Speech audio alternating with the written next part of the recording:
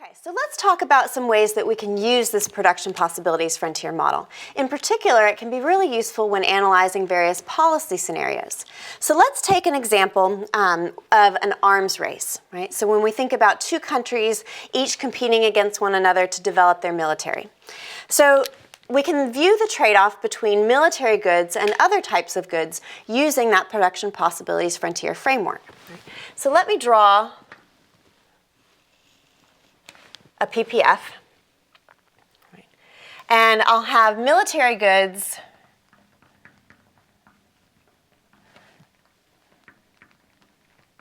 here on the y-axis, and then I'll put consumer goods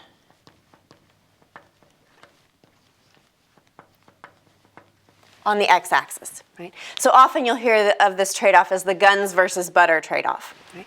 So let's look at a large country that has a production possibilities frontier that looks like this. Remember, the bowed out shape means that we've got an increasing cost, increasing opportunity cost as we're increasing the amount of consumer goods, right?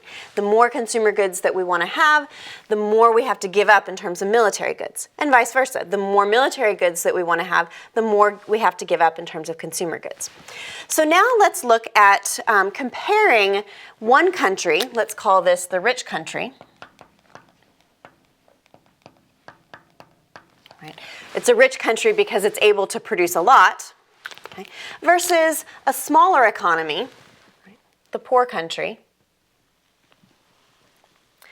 Notice they face the same trade-offs as we go from military goods to consumer goods. It's just that this country has a much larger economy, right? So they generally have the same shape, the same concavity, but this one's further out, showing that it's a larger economy.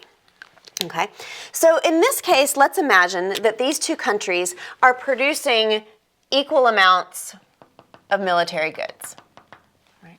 So we have this country operating at a point like this, and the second country operating at a point like this.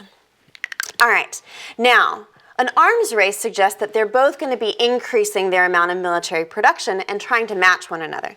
So let's see what happens when one of these countries increases their military production. Right?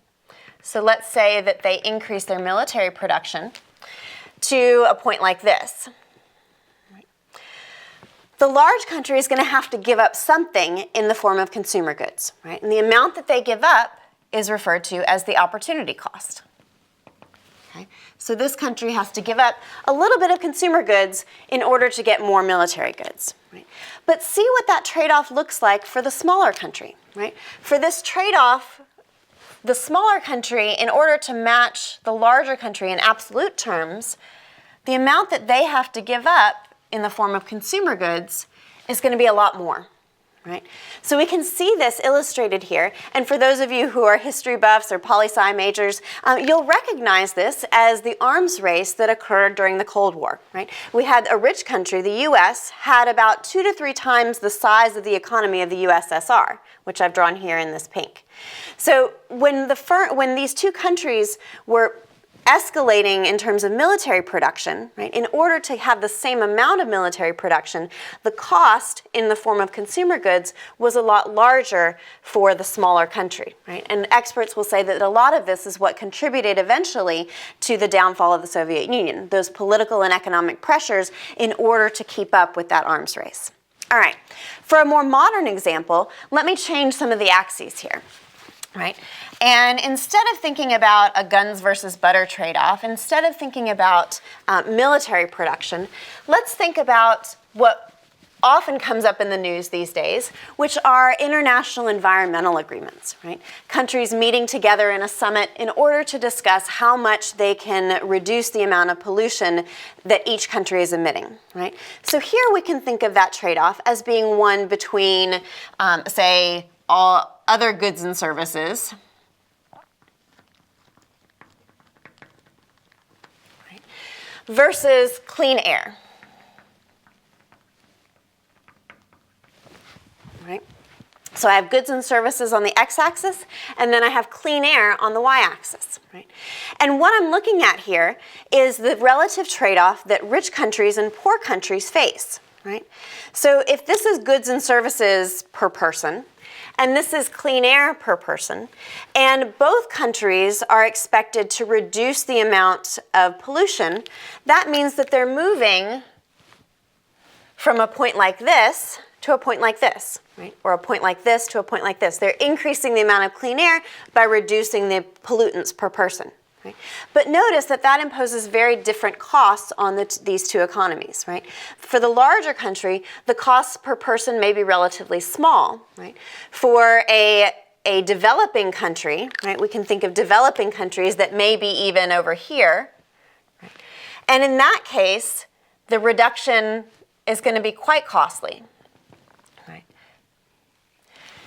The opportunity cost for the same change in pollutants per person is much bigger for these smaller economies than for the large economies, right? And that's not to say that this cost isn't trivial. I'm not trying to say that it doesn't cost us anything to reduce the amount of emissions that we have, but it's just a recognition that countries are going to face different trade-offs, and that's what's behind a lot of the pressure for various countries, particularly developed countries, to take on more of the reduction in emissions than for developing countries.